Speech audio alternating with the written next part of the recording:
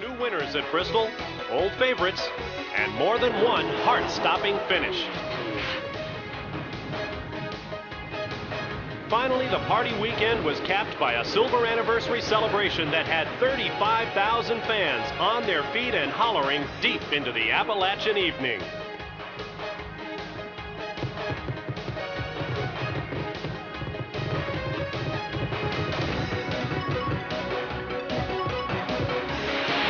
Another unique feature of the IHRA is the final round of qualifying under the lights. And more than once this year, the Night of Fire has been exactly that. Remember Don Kohler in the Night of Fire at Milan, Michigan?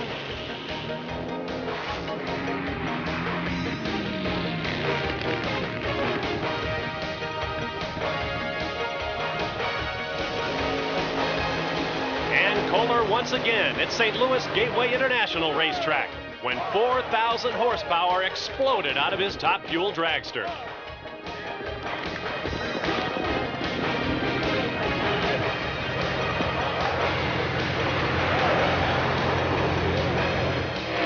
But perhaps the biggest draws at any IHRA meet are the wild and woolly battles for top sportsmen.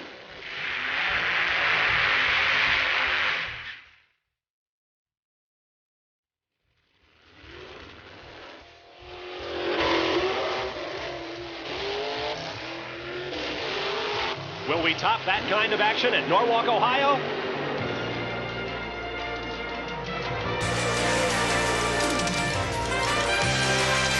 ESPN, celebrating its 10th year as world leader in motorsports coverage, presents Speed World. Norwalk Raceway Park in Norwalk, Ohio, the most beautiful facility in all of drag racing, and today the site of the 12th annual International Hot Rod Association World Nationals.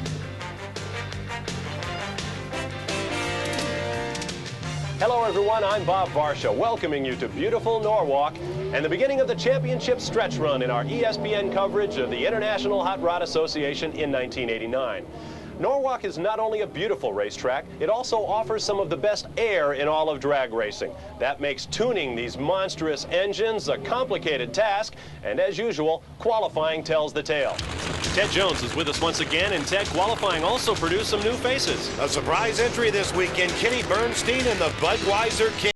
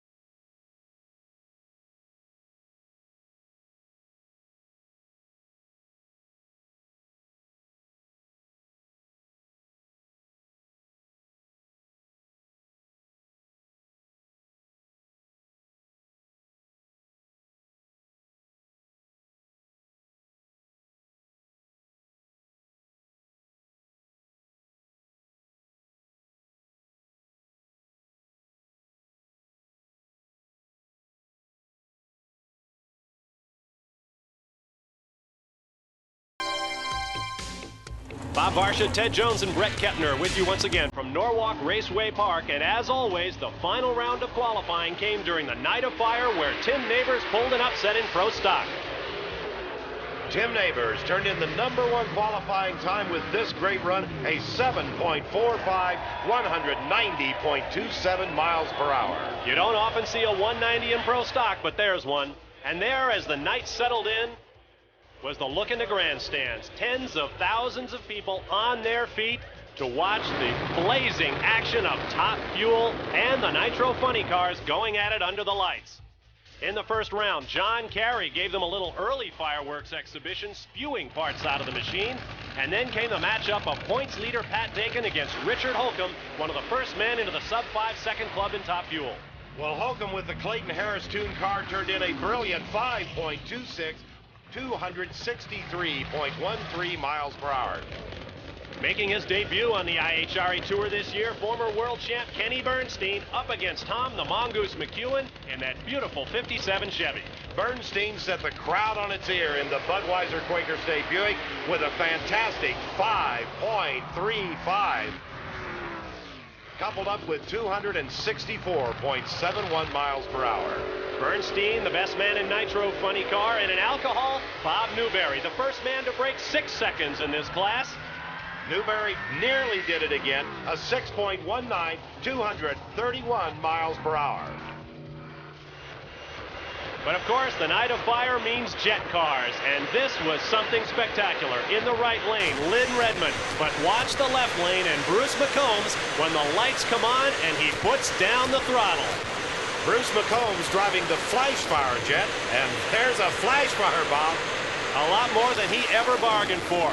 Redmond lights the afterburner and scorches away at better than 200 miles an hour, but you know every eye on the racetrack was on the start line where Bruce McComb was struggling to get out of his flaming racer. McComb actually stole the show. Bill Bader had engineered a beautiful fireworks show, actually down each side of the track, but everyone was watching the starting line. The BTS crew now on the scene trying to get that fire put out.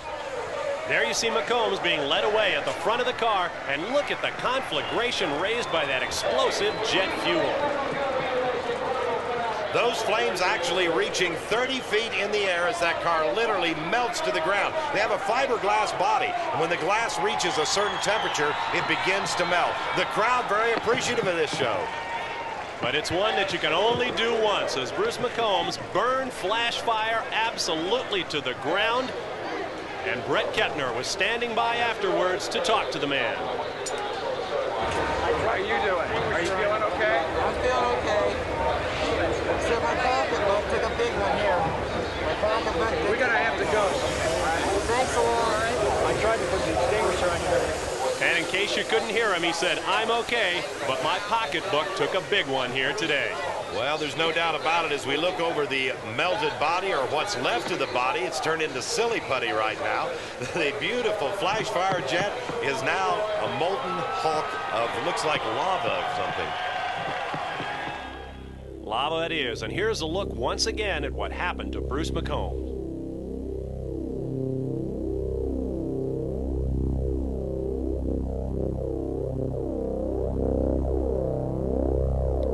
Temperatures in the afterburners of these jet cars reaches over 1,000 degrees, and when it caught the fuel supply, the immolation began. It's actually a double explosion taking place. The fuel tank had ruptured and there was a leak, and jet fuel was pouring out on the ground underneath his car. Of course, McCombs didn't realize it. When he lit that afterburner, he just set the whole thing off.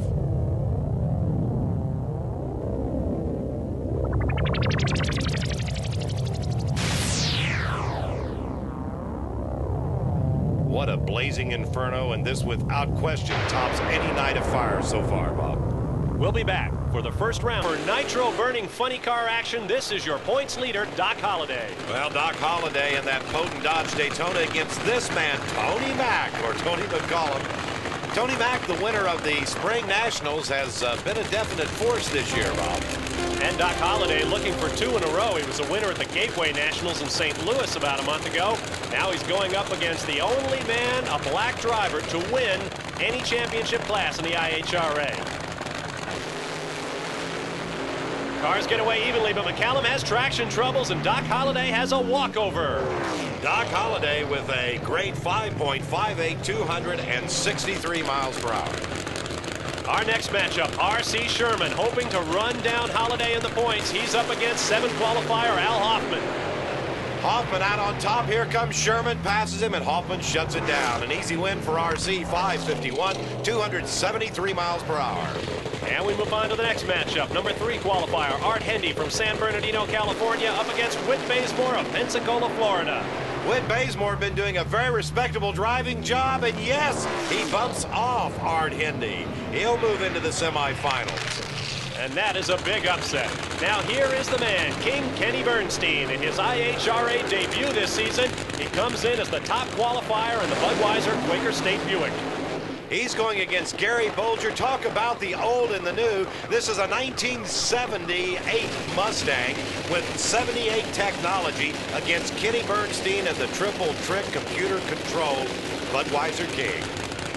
Now, Bolger is not driving a fiberglass replica car like Tom McEwen's or Diamond Dave Miller's. This is an actual Mustang. This is in sheet metal, and it looks like he got the whole shot. No, he red lights against King Kenny. That's right. Same thing we saw earlier in the show. Bolger took a shot at it, didn't make it. Kenny moves into the next round. And in the next round, he will have lane choice against his opponent, Doc Holliday. That should be a good matchup. R.C. Sherman will have lane choice against surprise Whit Bazemore. And we move on now to the nitro-burning top fuel dragsters. This is Pat Dakin, the points leader out of Dayton, Ohio, climbing those fat Goodyear slicks as he warms the tires during his burnout. His opponent from Columbus, Ohio, construction company owner Jim Head. Head hasn't been that strong at all this year on the IHRA trail. Dakin, on the other hand, has, well, he's leading the points. What more can I say? He's been very dominant. The two cars get away cleanly. Looks like a little bit of a traction problem in the left lane for Head, and Dakin drives around. Good race. Dakin will move into the next round. Our next matchup in top fuel will be the pride of Boynton Beach, Florida, Paul Smith, the number 8 qualifier, up against one of the fastest top fuel drivers in the world, Richard Holcomb. Paul Smith leads very early on Holcomb, and Holcomb is going to have his hands full driving around. He does. Looks like he hurt the race car a little bit, Ted. There is some smoke there, would indicate that he may have hurt something on that run. A 5.52, a good run. Holcomb, there we see the smoke right there. Holcomb did hurt that engine right before he went into the traps and nearly lost that race to Paul Smith. So, as you see the flames coming from the cockpit now, it looks like there's going to be work for Richard Holcomb's crew.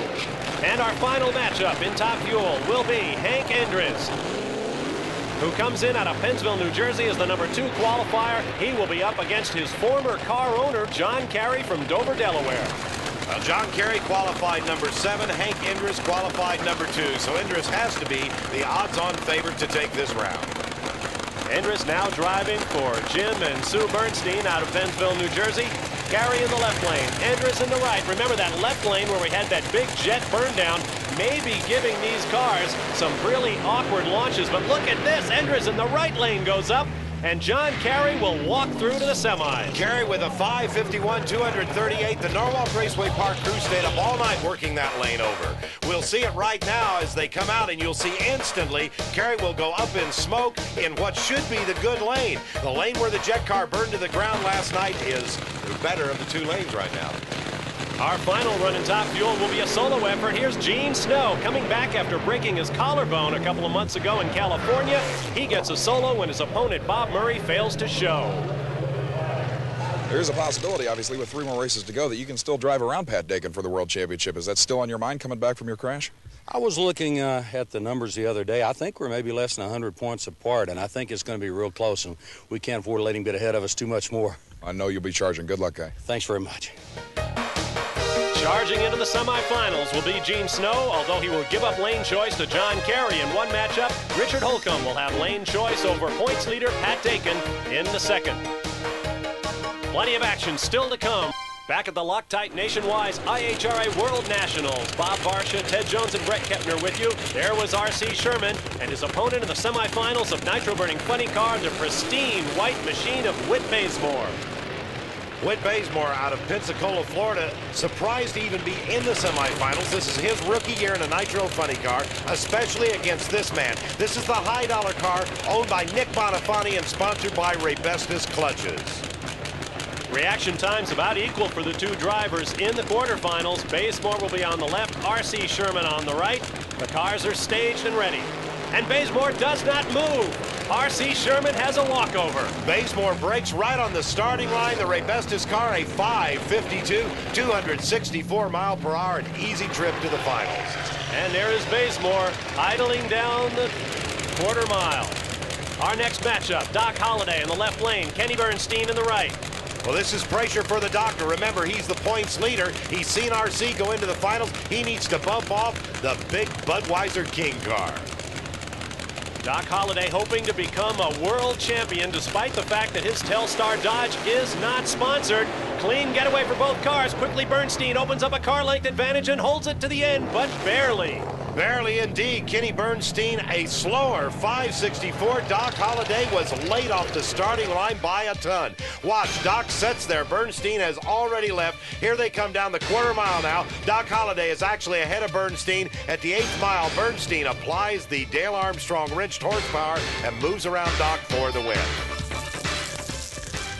Well, Kenny Bernstein definitely dejected. Although he picked up the semifinal round win, some obvious engine problems, and Kenny, that one was won, if nothing else, with serious driving abilities. And apparently it is that severe, huh? Yeah, I broke a rod in it. Yeah, it broke. Bad. Your reaction time was all that wanted. It was a 564 to a losing 561 for Doc. I just got lucky. Some days you get those and some days you don't. I've had them on the other side, but you know, we hate tearing stuff up like that, but that's the way sometimes it goes. You know, every run that you and Dale Armstrong make with this car and your crew is an experiment. You're always trying new things, and I know this weekend you were trying a lot of new things. Could this be an experiment gone awry? No, this wasn't at all. This was normal here, normal engine combination, normal clutch. All we're doing now is trying to win a race, and that's it, but, you know, obviously something was wrong internally, and it gave up. You got a lot of work. We'll let you go. Good luck. A lot of work to do. Thanks. A lot of work indeed for Kenny Bernstein and crew chief Dale Armstrong, true innovators in nitro-burning funny cars. It'll be Bernstein against R.C. Sherman. Sherman, by virtue of the quicker ET, will have lane choice in the nitro funny car final. We move on now to semifinal action in Top Fuel. And a matchup will feature Gene Snow, the two-time and defending IHRA World Champion, going up against John CAREY. CAREY, the diesel mechanic out of Dover, Delaware, defeated Hank ENDRES to move into this round against the world champ Gene Snow. You can bet Pat Dakin is watching this run, Bob. Pat Dakin, the points leader in the other semifinal. Remember, this man, Gene Snow, still nursing that broken collarbone. He led up in his quarterfinal round, gave up lane choice to John CAREY in order to get this far, but Snowman with a great start. He's got a car length and he extends it to the finish. Well, Snow off the line first. Look at the ET, 514, 260 mile per hour. The Snowman is back indeed. Well, Gene, you had said you thought 520s might be the order of the day. Everything's stationary there. 514 at 260 miles an hour, I think is a little bit quicker than even you thought it was going to go. Yeah, it was. I didn't have any idea what we did on the first round, and that felt about the same. It was really good. Johnny had a good close race. It appears that you're back to your tradition of shutting it off early to keep from damaging anything. Is there anything left in this thing? Well, we got a winter front coming in that may change the atmosphere. Maybe. I noticed it changed a little bit a while ago, but the thing about it is I got to watch his shoulder. We got to be careful. We shut off a little early, so I'll have time to slow down before we hit both chutes. The injury from the accident has slowed down your reactions a little bit, I guess, is your concern. Probably, but if I can keep the car running good, we're going to be okay. That's for sure. Congratulations. See you in the final. Thank you very much. Okay. Wow, a 514 and he eased up. That'll give these guys something to think about. And Pat Dakin's crew's got something on their hands. They're adjusting the valve cover right there. Meanwhile, Richard Holcomb getting ready to stage. Clayton Harris, the crew chief, looking at starter Jim Blakely saying, what's going on? What's the problem? Let's stage him up. These nitro-burning cars heat up awfully quickly, and they cannot sit idling in the staging area for very long or they'll burn something. Now Jim Blakely, the starter, motioning Dakin, get into the lights and stage. The heat's building up over here in the Holcomb car. Here comes the crew chief, that's G.L. Rupp. He reaches in, tells Dakin not to go. It'll be a single run. Oh, that was a close moment, too, because Rupp stepped forward just as the lights flashed. But apparently, Dakin is done, and Holcomb walks through to the final. There is the points leader. Disappointing moment for him.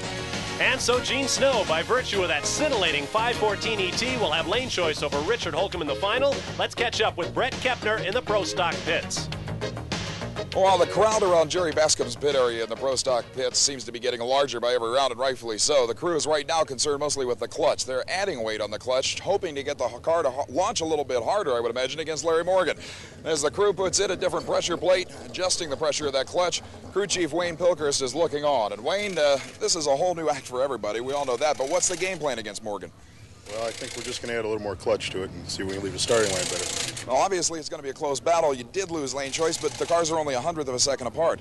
Yeah, I think it's going to be a driver's battle right now. And what do you think about this Cinderella story? I'm loving every minute of it. And rightfully so. This crew is definitely working every minute of it. And so as Jerry Bascom's crew prepares their man for the semifinal round of pro stock competition.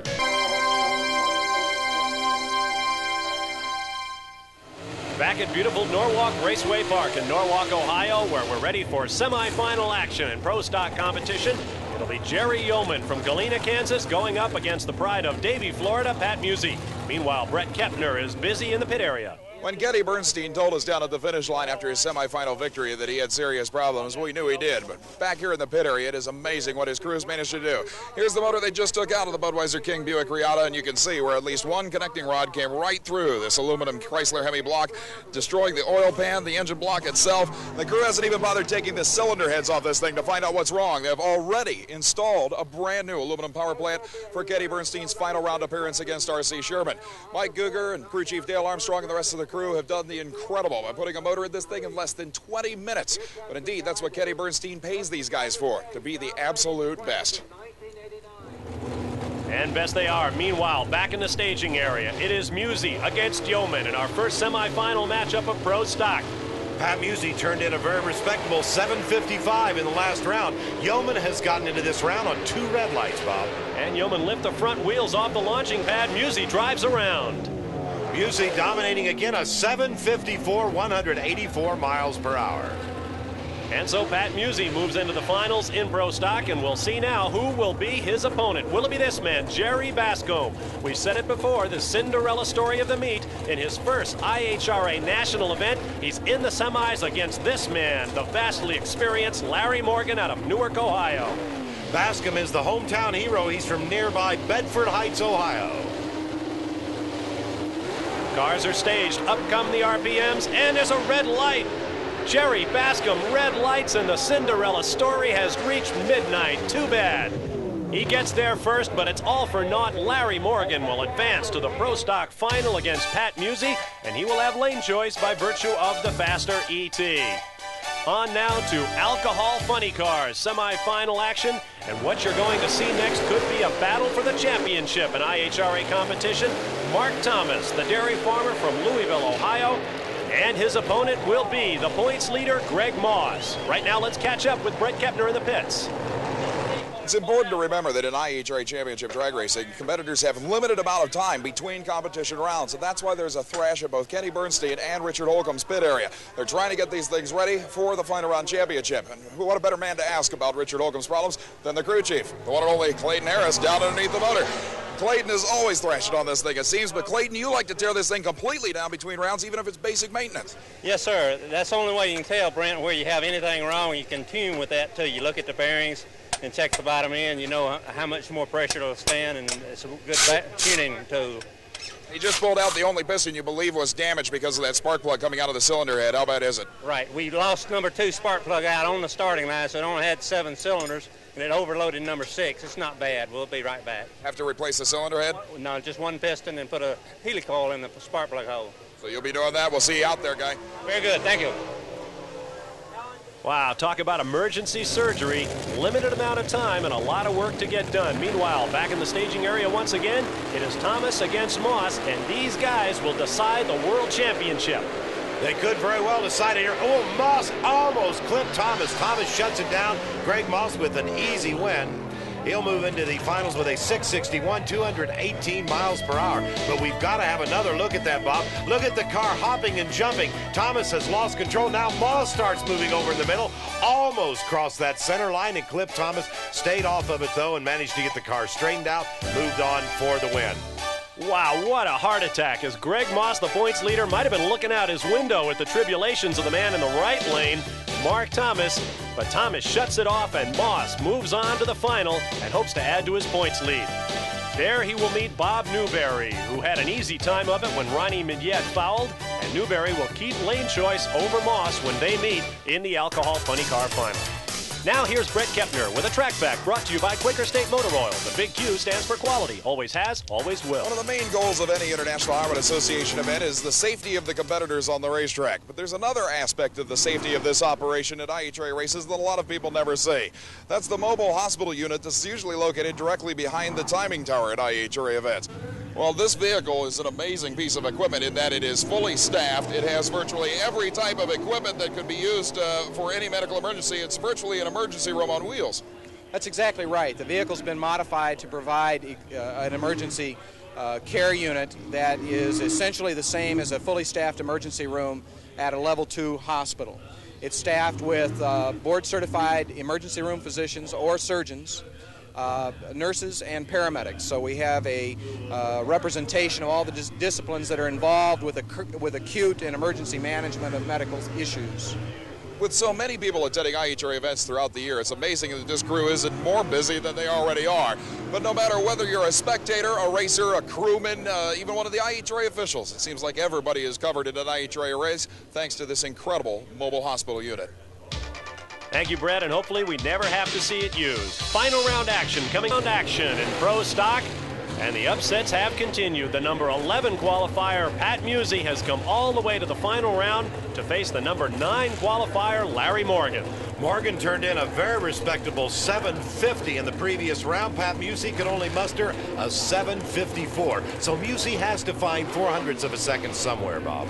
Well, that just shows you how close the competition is in pro stock, that these guys were so close to the top qualifiers that virtually all of the guys in the top half of the draft got knocked off, and it looks like MUSÍ has fouled in the final round. Larry Morgan will have a walk over to the championship. MUSÍ was trying to get that 400s out of the tree and couldn't do it, so Larry Morgan wins Pro Stock Eliminator here today.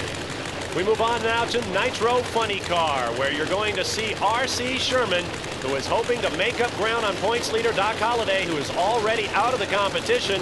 He lost in the semifinals to Kenny Bernstein, and that is who R.C. Sherman will face right now. Well, on Bernstein's mind has to be a problem. It's called E.T. Bernstein ran a 564 in the most previous round, but hurt the engine. R.C. Sherman ran a 552. Both cars away clean. Little bobble there for Bernstein in the left lane, and they go right to the line. Too close to call. The electronic timer says R.C. Sherman. Sherman upsets Bernstein in the final of 550, 268 miles per hour. Bernstein a losing 554. Look at this rerun. Bernstein out first, goes up into smoke coming off the concrete pad. Still ahead of Sherman though. Sherman in the last 50 feet will pull it out by inches. I know you gotta be happy. Yeah, we are. Especially for Ray Bestis and Pontiac and the crew, especially. Doug Dragoo and Pat Murphy and Bill Pantier and all the guys that have helped, especially for Nick Bonifant, because this car hasn't used a part all weekend. It was another 550 round, 254 miles an hour. Bernstein did smoke the tires fairly heavily, haze the tires at least, about 200 feet down. But from that point on, this thing never wavered. I know. I knew that the consistency was going to win it for us, and I knew that if I tried to outrun him, it was going to bite us. I'll tell you, there's a very happy crew coming, and I got to admit that you told us in the pits that that's the way you were going to handle it, was with consistency, and it worked. Nothing like knocking off the king of the hill to make your day. Now in alcohol funny cars, Greg Moss, who has already put away his points rival Mark Thomas, will go into the final against probably the fastest man in the class anywhere in the country, Bob Newberry. Well, Newberry in the Wheels Discount Auto Supply car has Moss covered by 0.4 of a second. Newberry in the left lane, Moss in the right lane, and this should be a great drag race. Both cars away cleanly. Newberry gets the front wheels in the air a little bit. They are side by side as they head for the lights, and Newberry takes it. What a top-end charge. Take a look at the speed on this, 225 miles per hour, and you saw it in the last 200 feet. Couples up with a 625 to win the Alcohol Funny Car Championship here today. Greg definitely gave me a driving lesson. But thank God we had the power today and we calmed it down enough and didn't shake the tires, and 625 was good enough. It's still amazing to think that 620s are so conservative for you. Well, the track just has so much heat in it. I mean, we wanted to get after it and maybe try to run an O or maybe even quicker, but one round at a time and just be a consistent race car, and a 625, like I said, was good enough. So Newberry beats Moss, and that will put Mark Thomas back in the championship hunt. We move on to Top Fuel now, where Gene Snow, the defending world champion, will take on Richard Holcomb. Snow turned in that brilliant 514 on the last round. Richard Holcomb only ran a 552. Two members, in fact, two of the earliest members of the sub-5 second club in Top Fuel racing. Good look there. The eyes are the window to the soul, and the snowman right now wants this victory. He needs it to try to overhaul the idle Pat Dakin for the IHRA World Championship. Both cars away cleanly. Snowman getting a little sideways, but the tires go up in smoke on Holcomb's car, and that's the difference. Gene Snow, a 522, 267 miles per hour. Holcomb was out way early on Snow, but Snow had the ET in the power when Holcomb went up in smoke. As the happy crew goes down to collect their man, let's take another look, and Holcomb's tires go up quickly. There you see the smoke as he comes right off the end of that concrete pad. The same thing Kenny BERNSTEIN did on his final run, and that's all Gene Snow needed to move around him to take the championship. One elated crew. It's just like old times.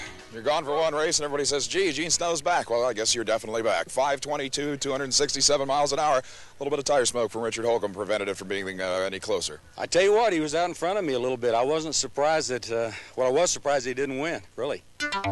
And with that victory, Gene Snow creeps up on Pat Dakin for the Top Fuel World Championship. We'll be back to see how close they are when we summarize explosive night of fire. Ted Jones, we certainly had a great afternoon on the racetrack.